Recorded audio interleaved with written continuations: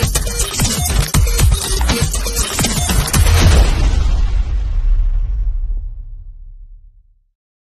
think the Ravens are the biggest winners in the AFC North this offseason. This is a team that consistently is going to be in position to contend because of how talented they are. The reality of it is those guys can play. The AFC should watch out for the Baltimore Ravens this season. Players in the NFL, certainly one of the best players at quarterback. They got a guy at tailback in J.K. Dobbins, who I think could be an all-pro. They got one of the best tight ends in football, a plethora of perimeter weapons, some health on the offensive line, a very good defensive line, one of the better young linebackers in the NFL, and a top 5 secondary. And no one talks about it.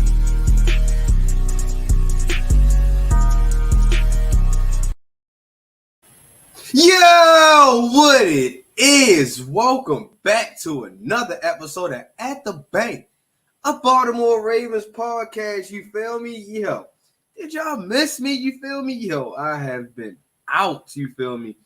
Wasn't able to do the last episode last week, man, due to illness and due to celebrating my mom's, well, not really celebrating, but my mom's 1 year of her death anniversary had just came last weekend, and I really needed some time to myself to rejuvenate, get my mental back, and now I'm back here giving y'all good Ravens news that we need to hear. You feel me? And this episode is most definitely titled, Across the Pond, because if you don't know, the Ravens will be playing the Tennessee Titans tomorrow morning, 9:30 Eastern Standard Time in London, and we play against the Tennessee Titans. And honestly, I'm not a big fan of this London game, man. And the last time we went to London, number one, we had got some injuries when we came back to the States, and the season just wasn't right. Number two, we got out ass beaten the last time we was in London, man, by the Jacksonville Jaguars, man. But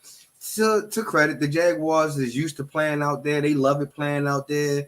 That's like theirs, excuse me, second home, first home, because they don't really win at home. They win more games in London than they do in Jacksonville. But you know what I mean?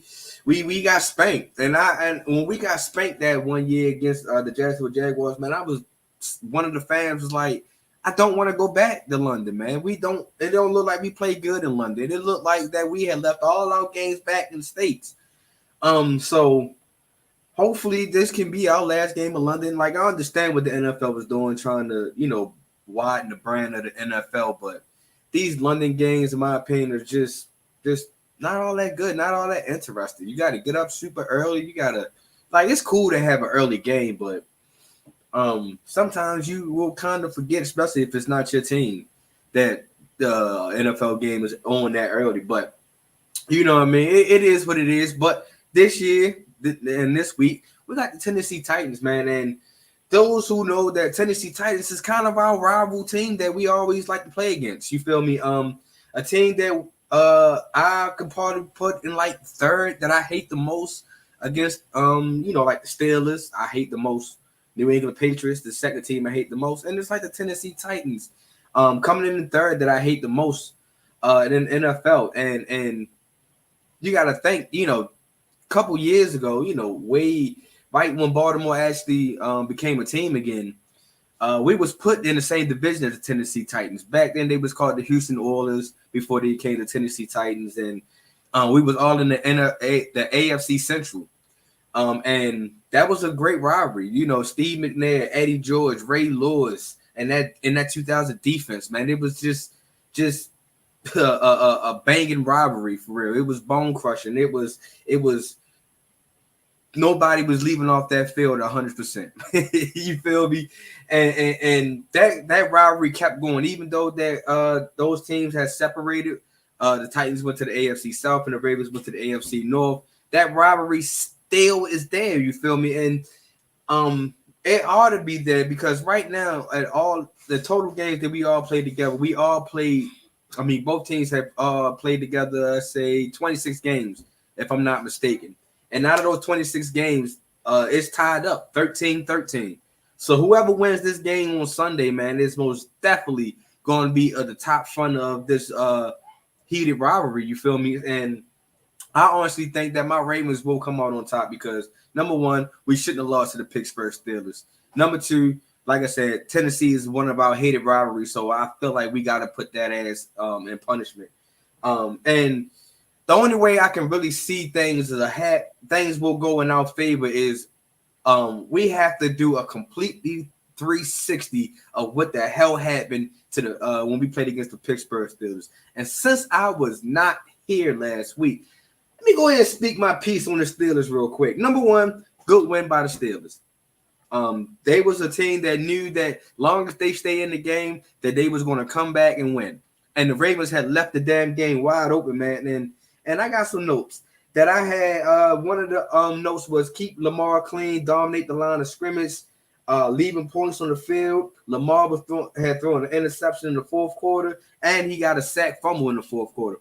Those things cannot happen, because if those things happen again, man, you see the Tennessee Titans can really take this W from us. And we wasn't supposed to have lost to goddamn Pittsburgh anyway. But with those keys right there, especially Lamar taking the sack, getting the sack fumble, and throwing an interception in the fourth quarter.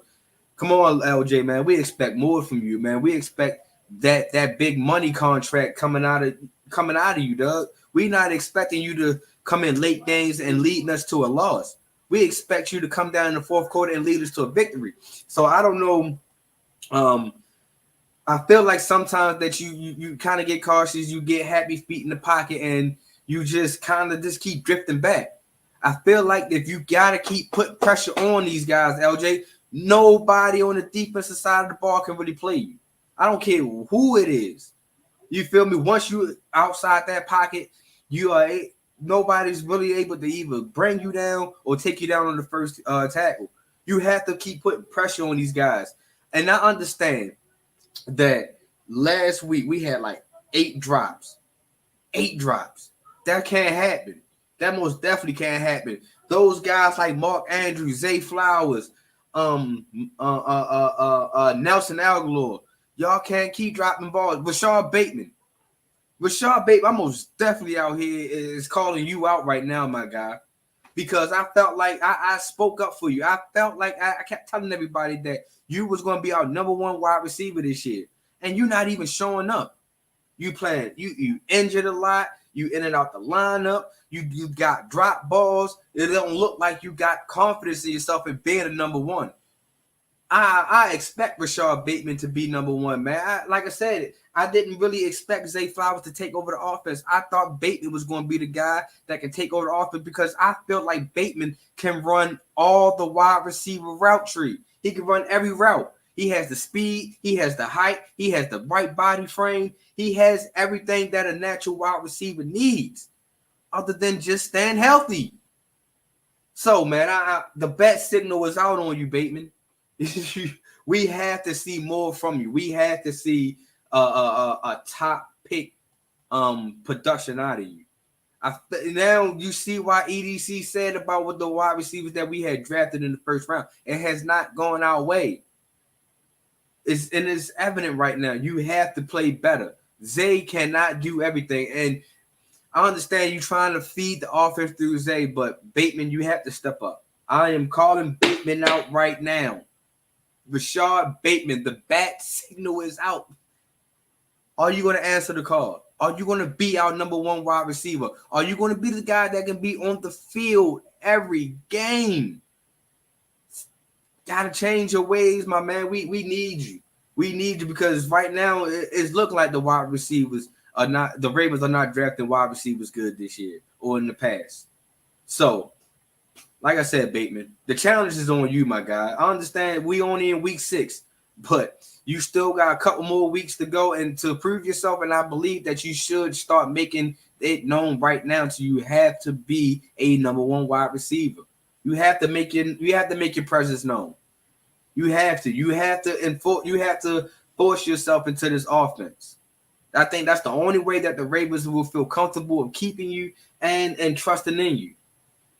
I don't get me wrong. I feel like LJ still got trust in y'all. But at the same time, man, y'all can't have 8 drop passes in the game, and it can't be touchdowns. Can't leave money on the field, man. So, like I said, Bateman, I'm calling you out this week, man. I expect big things out of Rashad Bateman this week. And if Rashad Bateman cannot produce this week, man, I will keep calling him out for the rest of the season. Plain and simple, man. Rashad Bateman, bad signal out. Enough said about that. And then on the defensive side, man, I felt like the Ravens defense was playing good up until that fourth quarter, and I felt like the Ravens defense had got tired, and Pittsburgh knew, and they hit him with the right play. Marlon Humphrey got beat by George Pickens. I'm not understanding why Marlon Humphrey is his first game back. He's playing George Pickens. He shouldn't have been playing him. In my opinion, man, it should have been Brandon Stevens playing George Pickens with a damn safety over top. That's it. Because the wide receivers of the Pittsburgh Steelers, everybody else didn't do nothing else. It was only Warren and Pickens. So, Steelers, you got away with that one. I feel like the Ravens gave that game up. I'm not going to blame it all on LJ like everybody else is doing. LJ, you played your part. You put the passes where it's supposed to be. It was your guys that wasn't able to do the job. But this week, I'm expecting different things. I'm expecting a bigger game from my Ravens this week, man. I expect the same whooping we had dished out on Cleveland, the same whooping we dished out on Cincinnati, the same whooping we dished out on Houston, so on. This is what I'm looking for out of Tennessee, because Tennessee, in my opinion, is not a playoff team. They don't have a quarterback that can really get them over the hump. I don't believe in Ryan Tannehill. Only person I really believe in on that offensive side of the ball is Derrick Henry. And if Derrick Henry is healthy, man, you already know he's a train load coming through that goddamn A-gap. And the Ravens defense got to be there and ready to tackle this guy. And I'm not talking about no trying to throw the body at him. You got to wrap him up, take him down. You know, so that's most definitely going to be the key vocal point of this game. But this game, most definitely, it has to be for the Ravens to win. Got to play safe, got to play physical, and we got to play fast. And if we can just do that, man, because right now I'm going into London. As I sit here, watch like the Jacksonville Jaguars and the Buffalo Bills. Some of the Bills players came out and said that this field is trash, it's shitty. It's not all that. You can most definitely leave out with some injuries. So that's one thing I am very, very scared about, and I'm worried about going into this London game. It's just that grass field. It's that turf field. Is it going to sustain and hold up and be good enough for these NFL players, especially for my Ravens, man? Because we already been hit with the injury bug, and I don't feel like that we should be hit with another injury bug. I understand it's football, but don't let the goddamn grass conditions take us out, man. Like, sheesh. That's excuse me. So yeah, that's just all the things that I'm looking for so far. So let's get to the offensive keys of what I feel like the Ravens should most definitely do for them to be successful in this upcoming game against the Tennessee Titans. The number one thing is protect the goddamn ball. And like, I'm gonna have to say this one more damn time, man. Protect the ball. Like all these fumbles right now, the Ravens are number 2 or number 1 in the NFL right now, and lost fumbles. We can't keep having these fumbling problems, man. Like Justice Hill, you was doing a good job. You was giving us big plays and big chunks, man. But my God, you got to hold on to that ball. You need to go talk to Melvin Gordon and see what's his tips of him holding the ball. He has a fumbling problem, but right now he hasn't fumbled this year. So as long as Justice Hill is going to keep being that guy that keep giving us explosive play out the backfield, like the screen plays, the little wide receiver, the running back wheel out, all that good stuff, you got to protect the ball. And then it goes back to LJ also, man. You got to most definitely protect the ball, man. You can't keep getting strip sacked week after week and you losing the goddamn fumbles. You can't keep throwing up interceptions late in the fourth quarter and expected OBJ to win that matchup against Joey Porter Jr. You can't expect that. You have to put us in better positions to win. And I feel like the fumbling and the interception is not going to do it, especially late in games. Late in games, man, we supposed to be managing the clock. We supposed to be wearing the defense down. We supposed to be wearing both sides of the ball down. You can't keep letting these guys live. That's another thing that the Ravens do, man. Stop playing down to the level of competition. Like, keep your damn foot on the gas. Keep it going. Keep it moving. It be at times, man, I be like, yo, why you take your foot off the gas for all these cute gadget plays? You see right now that Kansas City offense is kind of slowing down because of that cute gadget plays everybody's caught up to and is used to now. Play it fucking simple, man. Run the rock. Run the pill. Make sure you don't turn the damn ball over. Oh, I'm sorry, y'all, but it's just a little bit frustrating. Number 2 is dominate the line of scrimmage. That was the one thing that the Ravens was doing against the Pittsburgh Steelers the first 3 quarters was dominate the line of scrimmage. Every time you see that pile that was getting created, you seen that it was leaning towards the Ravens side. It was leaning forward, like going towards the first down. That's controlling the line of scrimmage. That was showing that they was more physical, more dominant. That's what the Ravens have to do against the Tennessee Titans is to show who's dominant. That offensive line has to move. I'm hoping that my guy Morgan Moses is playing this week. I haven't seen no injury report yet, but I feel like he will be playing because Patrick McCurry is out for this game, I believe. So we most definitely this offensive line gotta protect Lamar and dominate that line of scrimmage. You have, as soon as that ball's hot, you have to put a body on the body. There's no reason to stand up or nothing. That pile should be going forward, not backwards. And I think if the Ravens can control the line of scrimmage through all 4 quarters, not just 3, 4 quarters, I feel like the Ravens will most definitely will win the game. Is once you become dominant of that line of scrimmage, the clock begins to keep chewing up because it just keep moving. The ball is in play. That's what the Ravens most definitely has to do in this offensive side, man, is play dominant at the line of scrimmage. Like, I don't know. And another thing, as I alluded to earlier, is don't leave no damn points on the field. We can't. It was that game. It was something last week, man, that where John Harbaugh did not take the field goal. Going into halftime, you gotta take the field goal. You gotta take those points. The longer as you keep kicking the opponent while he's down, the more that we get up. The more that you keep leaving points on the field, man, the more chances that teams feel like they have us. And I felt like during that time, man, the Pittsburgh Steelers defense did not have us until the 4th quarter when they started playing more physical, when they got confident.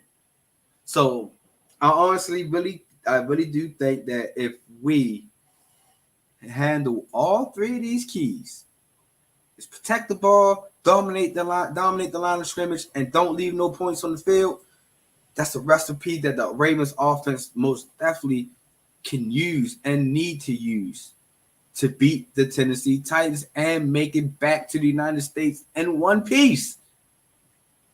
That's what we asking, man. I'm expecting that the Ravens offense supposed to be throwing up way more points than what they have been throwing up.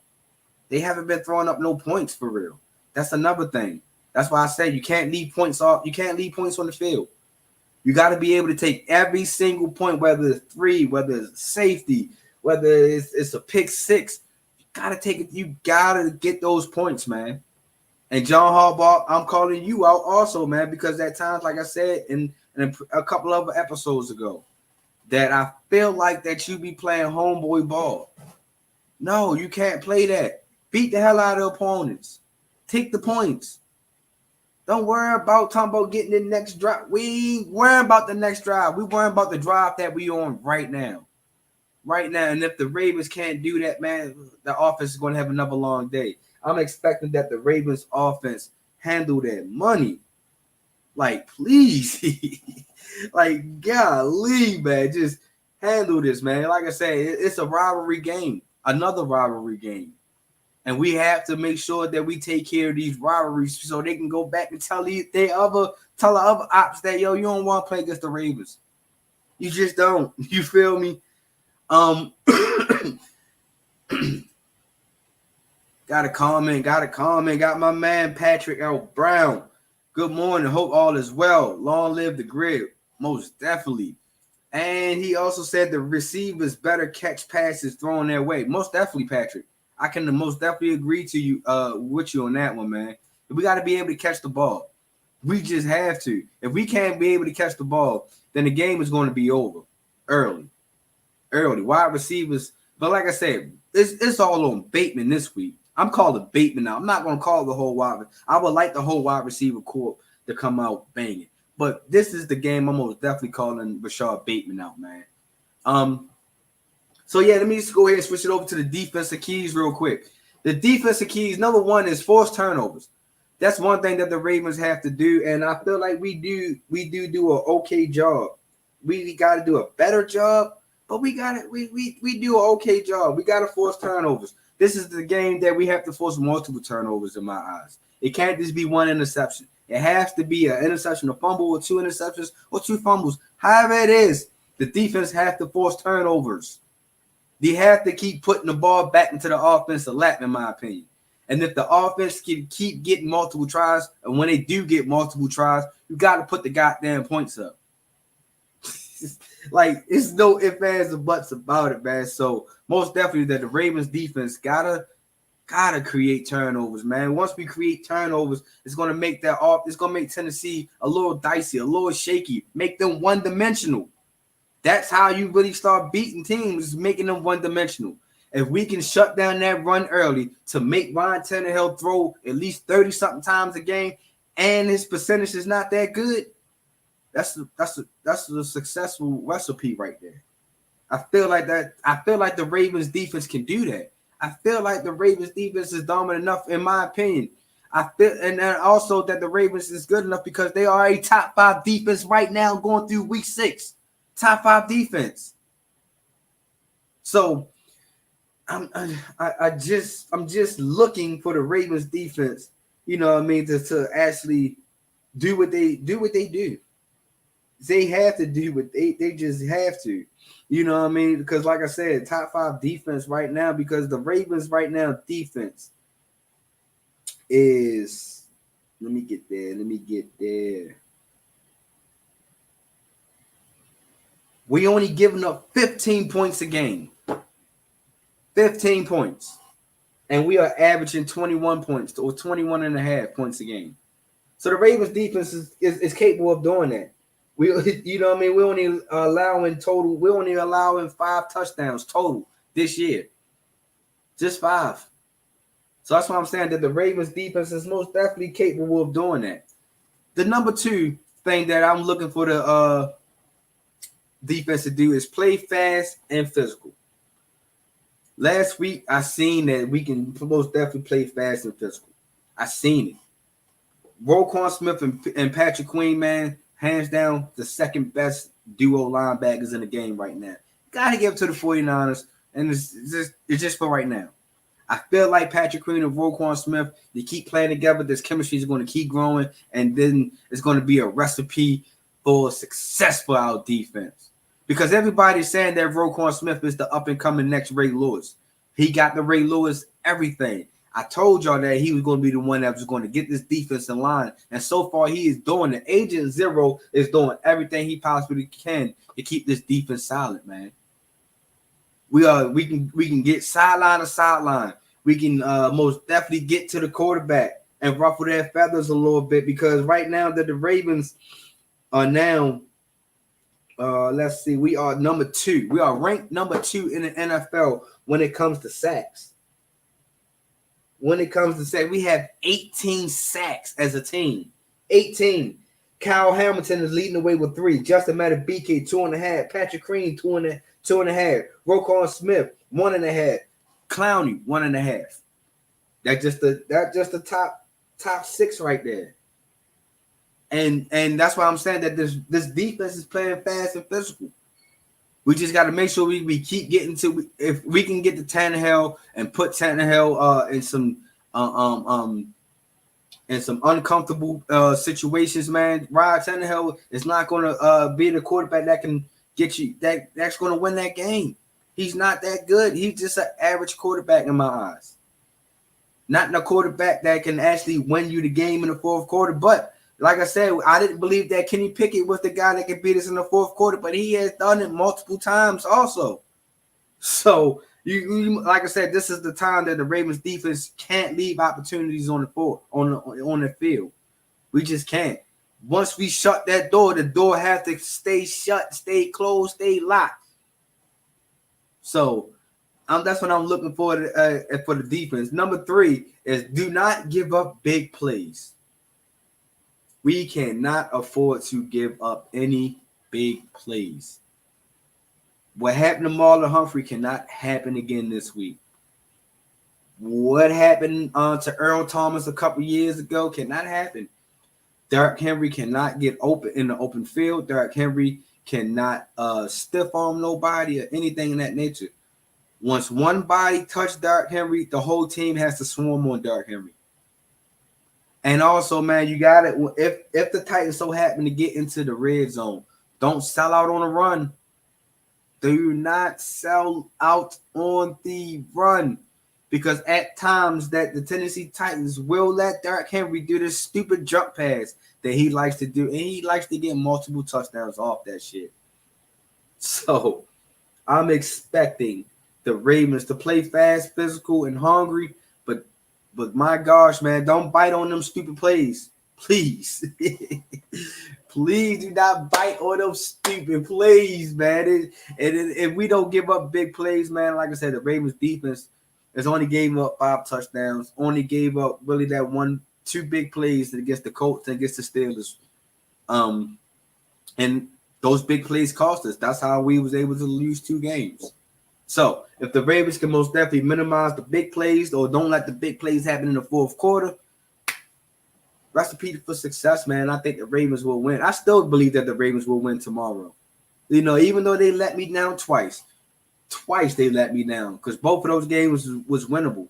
The Ravens arguably should be right now 5-0, but we're not going to sit here and harp on that. What I'm saying right now is that I feel like if the Ravens could follow these keys that I just gave out, the Ravens will win. I'm not saying that I'm always right, but these are the things that as a true Ravens fan, as a content creator, as an analyst, this is what I see. And so far, it's not looking good. So on the offensive side, protect the ball, dominate the line of scrimmage, do not leave points on the field. On the defensive side, man, force turnovers, play fast and physical. Do not give up big plays. Do not. And I think that the Ravens will win if they handle all of those 6 things tomorrow. So, as I'm wrapping this episode up, man, I feel like the Ravens will win. Normally, I would give out a high score number for the Ravens, man. But as I clearly just say, the Ravens is only averaging 21 points and the opponents is averaging 15. The Ravens will win tomorrow 21-14. It's going to come down to 21-14. It's going to come down to a touchdown. What is going to divide us? I feel like that the drop passes that we had last week will not continue with us this week. I'm hoping that it doesn't continue with us, man. I'm hoping that we do not have injuries. Speaking of injuries, David Ojabo, I'm sorry. I had just read that he is not going to take this season in the surgery. He's going to take the rehab route. So we should be expecting him late back in the season, man. And I'm hopefully that we will see him back late in the regular season, man. OBJ will be playing tomorrow. Marlon Humphrey will be playing tomorrow. Marcus Williams will be playing tomorrow. Pretty much everybody that was on the injury list against the Pittsburgh Steelers will be playing tomorrow. What else? I think that's all the injury news that I had came across this episode. So, like I said, man, appreciate y'all for tuning in as always. Let me get to these couple of comments real quick. Slowing down King Henry. You can beat Tennessee. Tannehill's days are numbered. The Titans are scrappy from start to finish. Yes, and I most definitely believe in that too, Patrick, man. These guys are a scrappy team. Mike Vrabel is one hell of a coach. And he knows how to coach his guys up well and win games that they supposed to win sometimes. You know what I mean? And I do believe that Ryan Tannehill days are numbered. But at the same time, man, we can make them numbers a little bit shorter if we can get to Ryan Tannehill. My guy Purnell, Sports PSP receivers had to help Lamar out. Most definitely. If they, I'm hoping that we don't have these drop balls again. I'm hoping that the Ravens can most definitely handle that situation, man. Because like I said, it was blown opportunity. It was points left on the field. It was everything that could have went wrong for the Ravens last week. So I'm hoping that this week can be a different feel, different atmosphere, because it was a dark and gloomy day last week in here in Baltimore, man, and all the Steelers fans came out, because that's like that Super Bowl. They was out, they was, talking hella trash, hit me in my DMs, and the rest of that. So we most definitely gotta show out this game, man. We gotta play better. We most definitely gotta play better.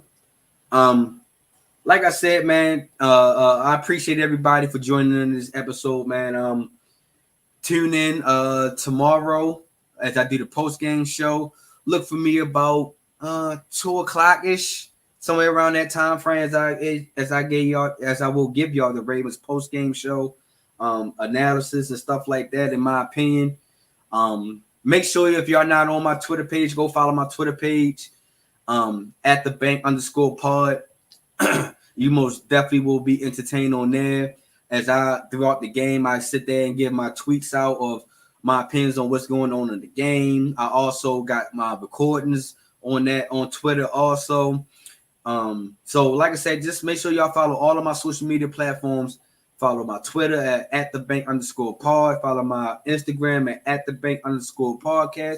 Most definitely follow my TikTok at the bank_podcast. And while I'm at it, make sure y'all follow the Grid Network. That's the only way you're going to be able to see and hear this Ravens podcast. You feel me? So if y'all most definitely enjoying this podcast show, join the Grid.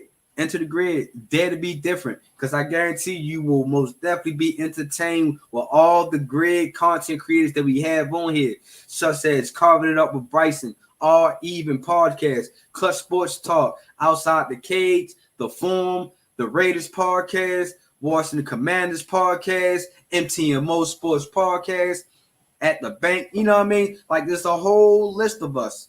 You feel me? And like I said, out of all of those podcasts, I guarantee you will like, if not all, at least majority of them. Guarantee you. So join the Grid. That'll be different, yo. Just make sure y'all go out here and as we trying to run our numbers up and still continue to be the great network that produces the great content, man. Just make sure y'all hit that subscribe button. Make sure y'all hit that like button. And make sure y'all go out here and start telling the world that the Grid Network is here.